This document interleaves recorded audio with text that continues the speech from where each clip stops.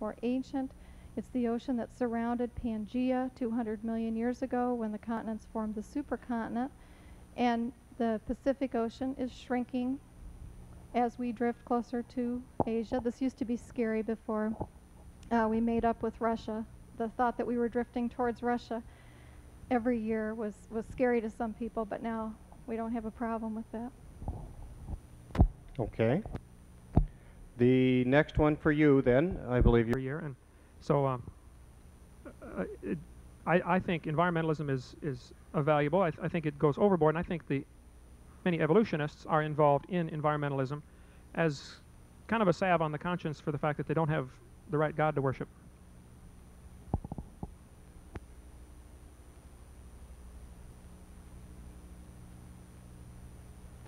Again, we have 3 or 4 that are similar, so I'm going to try to question them. And I believe this is directed only at Dr. Hovind because it has to do with the handout that he gave out at the beginning. How are the theories of humanism, racism, pornography, and women's lib, etc., connected to evolution as is suggested in the handout given at the door? Question number 6. All right, well, let me get to that one.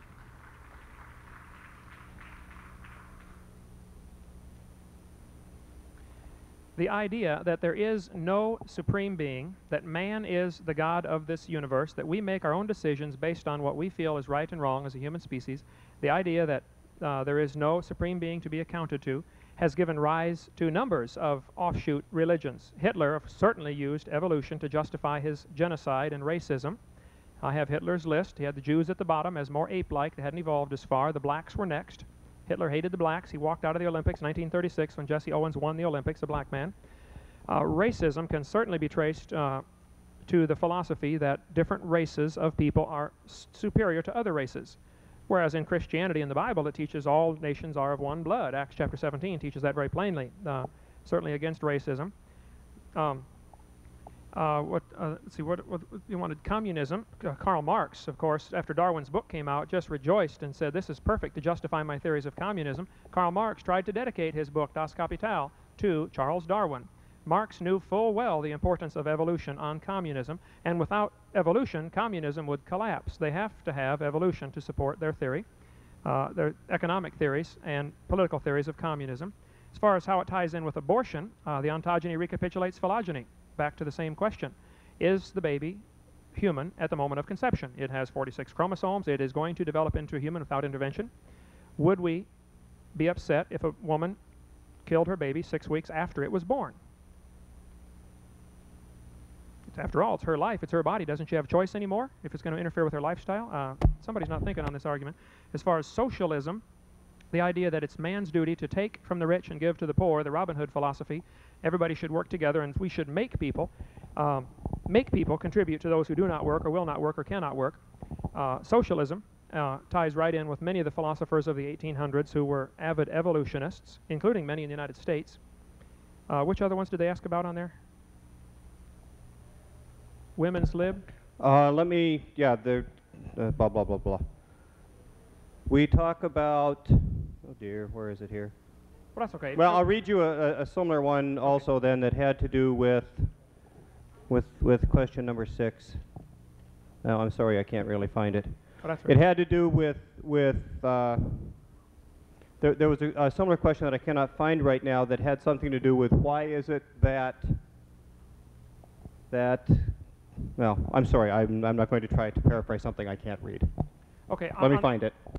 That's fine. On the women's lib issue, I would say what I'm referring to there is the type of extreme feminazis that Rush Limbaugh talks about.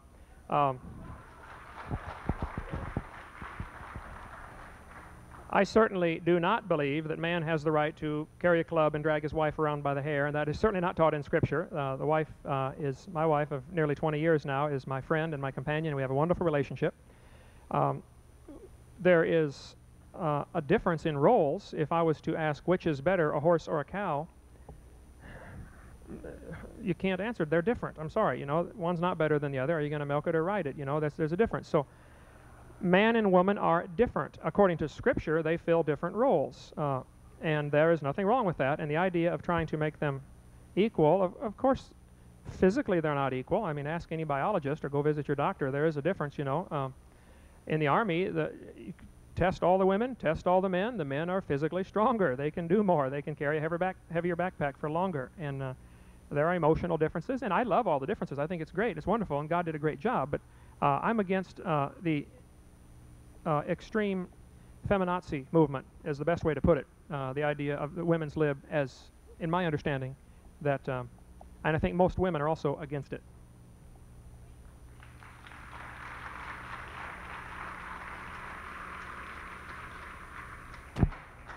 Since this was a question directed at Dr. Hovind, do you wish to reply? I wish to reply to his tone, if I may. I will ask that you be a little bit cautious and stay to the Yeah. points.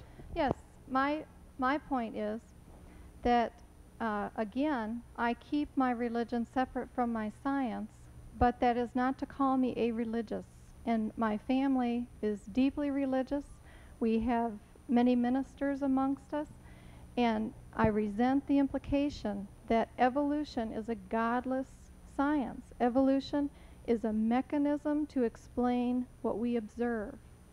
It does not deal with our faith. It does say that we cannot accept a literal interpretation of the Bible. Very few religions today accept a literal interpretation of the Bible. I do not wish to be excluded, therefore, from religion, because I also have another part of my life that observes what I can observe and uses reason, which I believe is a very fine human gift.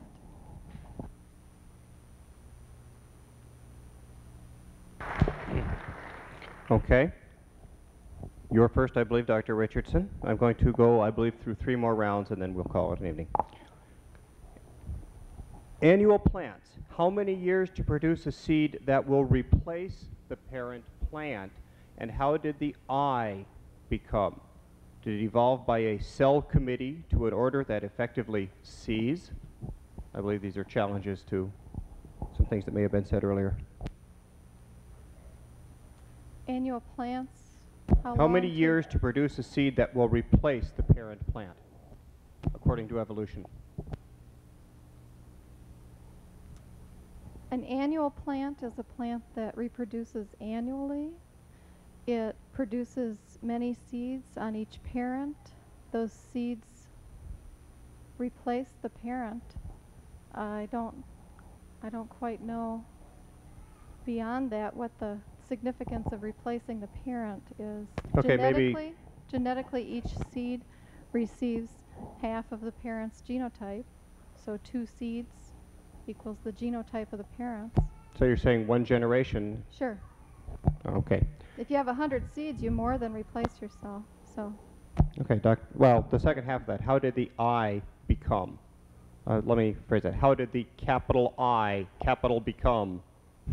Evolved by a cell committee to an order that effectively, capital, sees? I'm trying to reproduce what I think is the tone of the people's questions. Right, but it's in capitals. How do we get an eyeball that can see? If you don't want to handle this, I've given this lesson.